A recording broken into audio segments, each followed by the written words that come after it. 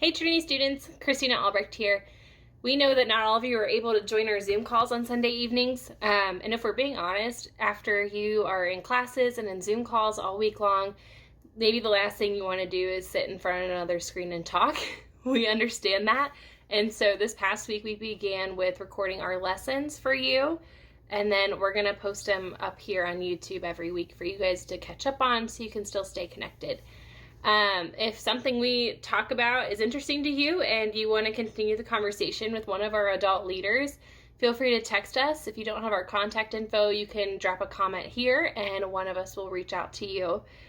This past week we started our Love-Hate series. It was week 1. We got a couple more weeks left of it. So we hope you guys enjoy. We love you. We miss you. We hope you're staying healthy and we look forward to seeing you soon.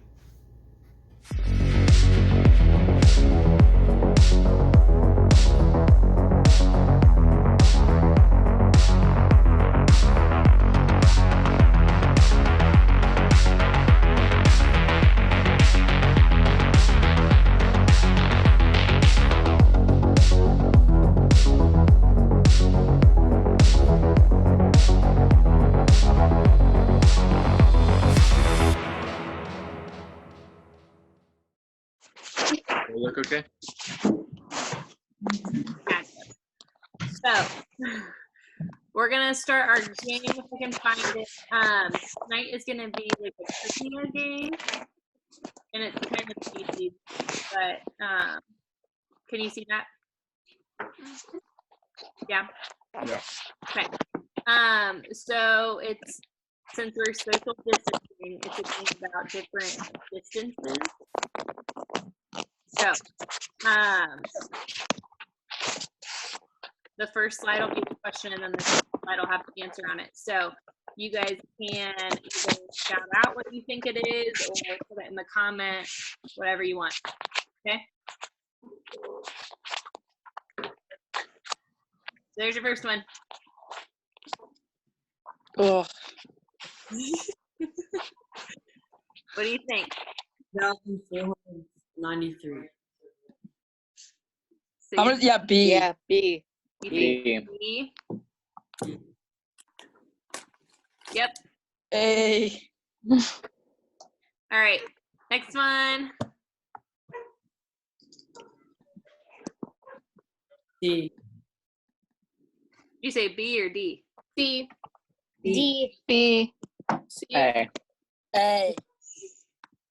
A. Oh. Yes, sir. That was close. All right.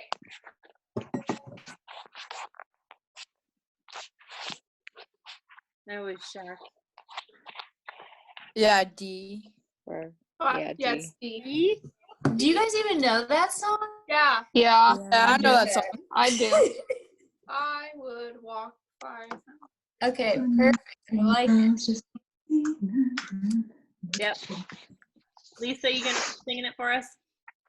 Sure. Love my voice. Take it away. Wouldn't they technically walk 1,000 miles? Yes. They say I have walked technically. 1,000 miles, not 500 miles, and I would walk 500 more. Oh, yeah. But the question is, how much do they say they would walk? So they would. So they that's- have walked. They would walk 500 more. Okay. All right. Trying to find the loophole. Oh wait, did I miss one? Oh, you didn't see it. C. C. D. Dang it. D. C. Yeah. Whoops. All right, let's try it again. True or false?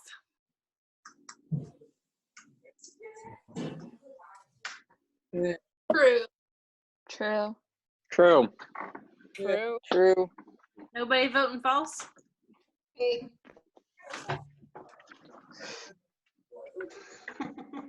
Good job.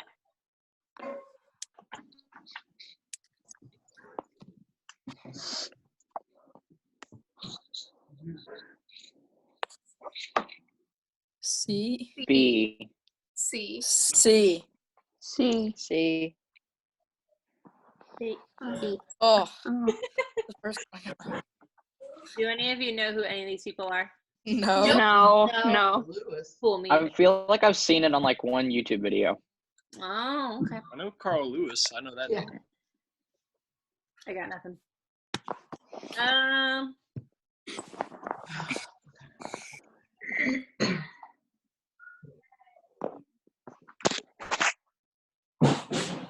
C. Yes. What's up, guys? There might be one more. Yeah.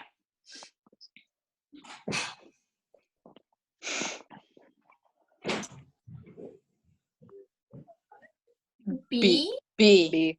B. D. We sound confident in that. Oh.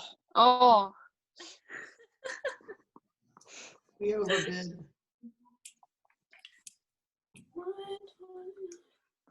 Maybe I have no idea how many of these actually are. I'd say Definitely a B. tricycle. B. Yeah. Because I don't. B. I think you can write any of the other ones underwater. Yeah. B. C. Oh wait, 1.3 miles?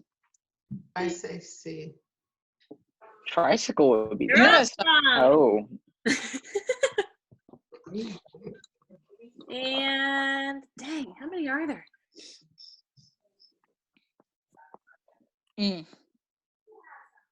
B. C. B. A. C. B. B. B. B. A lot of soccer B. people in here. D. It's. Oh. Wait, Yeah, hold they all- on. They all. Oh, they equal. They just- Oh. Yeah, gotta look at the units, guys. Come on. Tricky. All right. Good job. You guys actually knew more of those than I did, especially. So, Mom is at Walgreens. not that that's saying much, but cool. All right. How's everyone doing? Are you guys having a decent week? Everyone, I know you'll talk more in small groups, but just want to check in and make sure everyone's doing okay. And does anyone have any birthdays coming up I got one in like a month. in a month? That count? Sure. Anyone else got a birthday? No birthdays? Can we pretend it's someone's birthday? Like whose birthday's in like December or something? My birthday's in December. Okay. Maybe we'll Jesus. celebrate yours. Jeez. Yeah. Yeah. Good one, Bailey. Today is our Well- dad's birthday. Aw, man. We could have. He was working today. He wouldn't have been there if you guys drove by. So it's okay. When's your mom's birthday? October. Well, we got signs ready, so as soon as it's someone's birthday, you just let us know. And we're on it. So we are starting a new series. It's called Love Hate. And so last week we just finished up all of our Easter stuff, so don't forget everything we talked about, but just time to switch gears. So what is something that you guys love? What are things that we love? Cadbury cream eggs. Oh, Good answer. good one. What else? Donuts. Ice cream. Ice cream, donuts. These are good. What else? My family.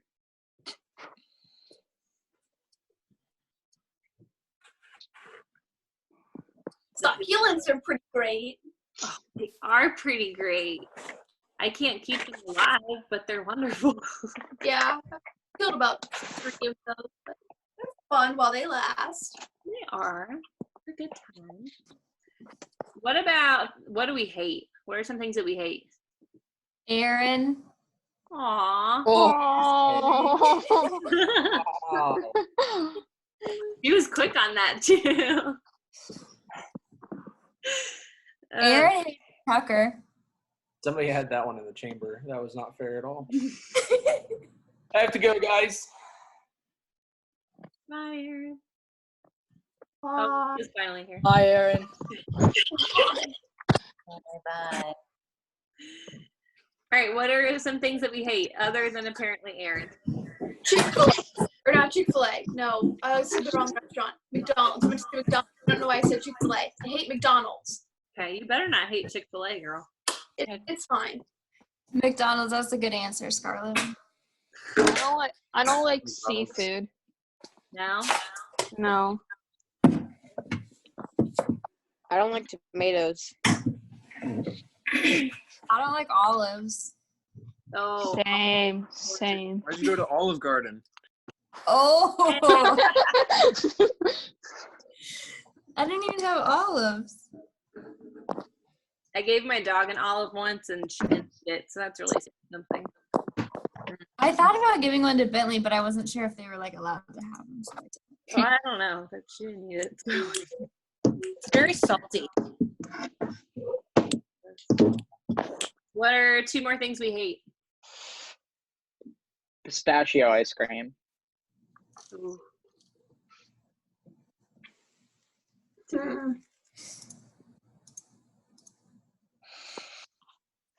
Unsweet tea. What? What'd you say? Yes. That, yeah. Unsweet tea. Unsweet tea. No way. It's disgusting. Wait, you know those Honest brand juice boxes they get in lunches? Those are awful. They taste like nothing. Box and nothing. Okay, so you get the point. Like, we are all very passionate about the things that we love and the things that we hate. So some of the examples that this one gives, it says you may love dogs, but you hate cats, or maybe you love Marvel movies and you hate everything else, or maybe you love Ariana Grande, but you hate Justin Timberlake. Whatever it is, like, we all have the things that we clearly enjoy. Andrew's face right now. Andrew must love Justin Timberlake. Who hates Justin Timberlake but loves Ariana Grande? That is I don't know. ridiculous. I'm not gonna lie. I think I was supposed to. It actually says Justin Bieber, but I said the wrong Justin, so I just stayed firm and went with. That makes more sense. That makes way more sense. Yeah. You caught me. Aaron doesn't like either of them, apparently. I don't. Justin Timberlake has been problematic, so whatever. Okay, so that was an even better example of we are very passionate about the things that we dislike and passionate about the things that we do like. So we live in a very love-hate culture. Love is a very big deal to us. Most of the biggest movies in the theater have a love story attached to them. A lot of songs are at the top of the charts. They are about love. Americans alone spend, are you ready? This is ridiculous. Americans alone spend $20.7 billion on Valentine's Day. That is disgusting. Wow. $20.7 on Valentine's Day. And they're like, Valentine's Day candy isn't even the best candy. Like, Easter candy and Halloween candy are significantly better than Valentine's Day candy, and we spend $20.7 billion on it. Anyway, in the church, we talk a lot about how God loves you and how you should love one another. On the other hand, we live in a culture that loves to also hate, either hate on other people or ideas. We make fun of celebrities.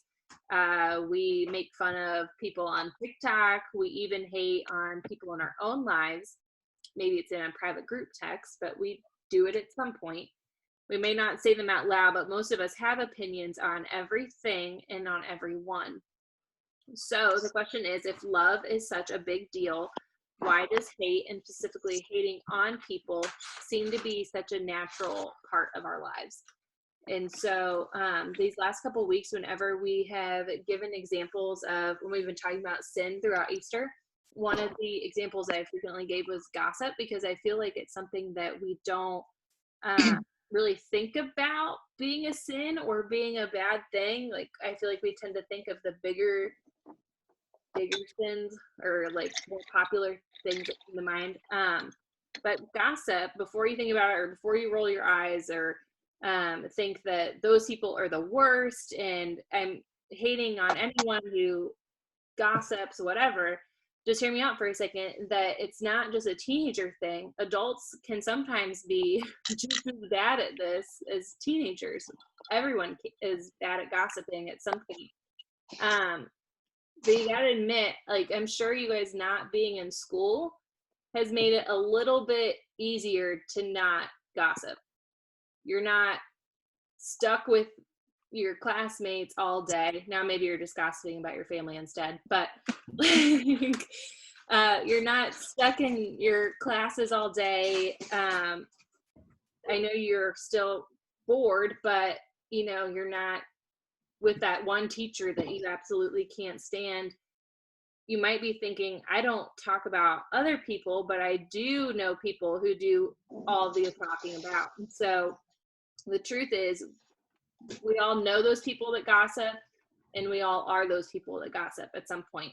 So when it comes to it, we all need to take a look in the mirror and ask ourselves if we contribute to this form of hate. I mean, with all the things that we have going on in our lives, I know right now we're not busy, but when we are really busy, why is it so easy to spend our time just talking about people? Why do all of us have such a strong attraction to trash talking or telling people what's going on in other people's lives? I think there's a few reasons why we do that. And like I said, this is everyone. This isn't just a teenager thing. I wish I could tell you it was just a teenager thing and it got easier as you get older. But as you get older, you still don't like some people. And you have a hard time handling that in the way that God would want us to. So I think some of the reasons why we do that is one being maybe our insecurities. We can point out what's wrong with other people. It helps us maybe cover up how we're feeling about ourselves. It can be kind of easy maybe to bond with someone over that teacher you really don't like, right? That could be, if there's one teacher that most people in your class don't like, maybe you feel like you have friends for the first time. Sometimes it can be funny. I mean, you see us adult leaders, we pick on each other, but that's in a totally different way. Like, we do it out of a place of love. But just a few minutes ago when Bailey said she hated Aaron, all of you laughed. And so luckily we're in a safe setting, and we're friends. We're able to do that with one another. But when we do it in an inappropriate setting, or maybe someone that we don't know very well, that can be really hurtful to them. And sometimes we have, along with that, we have innocent intentions, right? We think we're, making a joke with someone, and sometimes we just have good friends that we share everything with. And sometimes everything includes talking about someone else's bad decision. And so, like I already mentioned, gossip is not a high school thing. It's a people thing. We all know adults, teachers, coaches who maybe share a little bit too much information. And guys, before you start thinking that it's just a girl thing, we know it's not. Boys, we know you guys gossip about each other too. There are shows and podcasts and YouTube channels all dedicated to talking about famous celebrities, making fun of them. There are these things like that are so popular that get so many views that are strictly just to make fun of people. And that they haven't released an album, acted in a movie, or invented anything world-changing, but they seem to be a trending topic. These popular YouTube channels haven't really contributed anything good, but yet they're still popular. And that's such a weird thing, especially right now. I know some of us may feel like we don't have anything better to do but to sit and watch that person on YouTube or watch those TikTok videos, right? Because we think we don't have anything else to do with our time while we're in quarantine. But isn't it true that although gossip is naturally accepted part of our culture, there's something inside of us where we all know it's not good? We talked a couple weeks ago about the Holy Spirit and how that little voice inside our head tells us when things are wrong or not.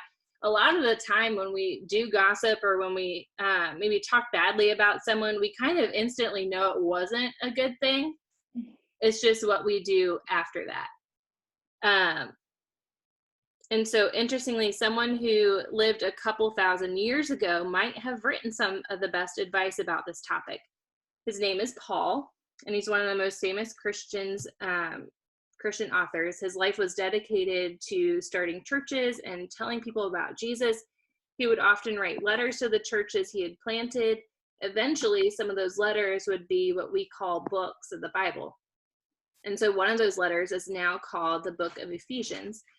It was written to a group of people in an ancient city, which was bustling port of the city, full of culture and diversity and different religions.